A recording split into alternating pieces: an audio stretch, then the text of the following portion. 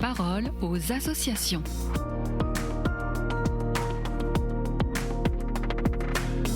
Bienvenue dans la parole aux associations. Je suis aujourd'hui avec Marielle Ménard, présidente nationale de la jeunesse ouvrière chrétienne. Bonjour Marielle. Bonjour. Du 23 au 25 mai dernier, la JOC vivait son assemblée générale nationale.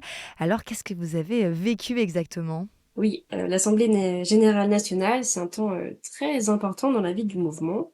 On prend 3 jours au siège de la JOC pour accueillir les responsables de fédérations qui viennent de partout en France. Et cette année encore, on a voté les rapports de l'année. On a aussi découvert l'équipe nationale et le conseil d'administration nationale pour l'année prochaine.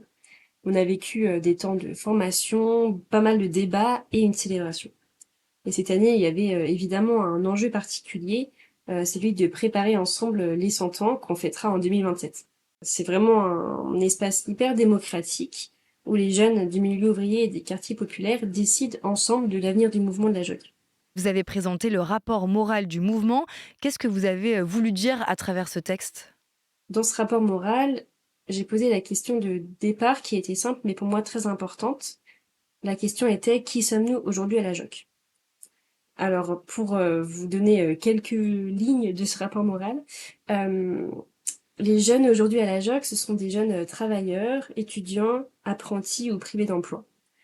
On a 1000 visages, on est très différents les uns des autres. Et on a aussi des réalités communes, donc celle de la précarité, donc des galères financières. On a aussi pas mal de manque de reconnaissance, on a une difficulté à nous projeter, on vit aussi des discriminations. Et pourtant, on a aussi une grande richesse en tant que jeunes du milieu ouvrier des quartiers populaires. C'est qu'on est des jeunes tournés vers la société, même si on est invisibilisé un peu. Mais on refuse le fatalisme et le chacun pour soi.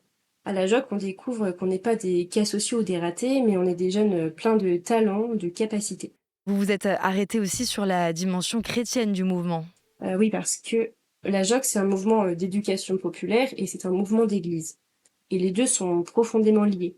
On part toujours de ce que vivent les jeunes, on relie ce qu'on vit, nos joies, nos combats, et on croit que Dieu est déjà présent dans nos vies. Et notre méthode, c'est l'entre-eux, par eux, pour eux. L'entre-eux, c'est vraiment le collectif, la solidarité. Le par eux, c'est parce que les jeunes sont acteurs du mouvement et de leur histoire, ce ne sont pas juste des bénéficiaires. Et pour eux, parce que la JOC est vraiment au service des jeunes du milieu ouvrier et des quartiers populaires. Et ça rejoint l'évangile. Le Christ, il allait bien vers celles et ceux qu'on ne voyait pas, les invisibiliser. Il redonnait de la dignité là où il était bafoué aussi. Vous parlez aussi d'un fort besoin de collectif chez les jeunes aujourd'hui. Énormément. Il y a beaucoup de jeunes qui se sentent seuls face à leurs problèmes et on nous pousse aussi à gérer seuls nos problèmes et à faire croire que c'est nous la source du problème aussi. Et la JOC vient casser ça. Elle crée des espaces où les jeunes peuvent parler librement, être écoutés, réfléchir et agir ensemble. Alors on voit naître des amitiés très fortes, parfois improbables aussi, donc ça c'est trop cool. Et surtout les jeunes reprennent confiance et retrouvent leur dignité. Donc finalement on transforme des histoires plutôt individuelles en combats collectifs puisqu'on vit des réalités communes. Et avez-vous un dernier mot pour conclure ? Et pour conclure, j'ai envie de dire que cette assemblée générale, elle nous a rappelé quelque chose d'essentiel. C'est qu'à la JOC, on peut être fier de la vitalité de nos fédérations locales, ce qu'on vit. On peut être fier de qui on est. On est des jeunes pleins de talent, de créativité, et on a toute notre place dans cette société. Alors continuons à aller vers les copains là où ils sont. Parce qu'un jeune travailleur, une jeune travailleuse vaut plus que tout l'or du monde, puisqu'il est fils ou fille de Dieu. Merci. Merci Marielle et à bientôt pour une nouvelle chronique sur KTO Radio. La parole aux associations.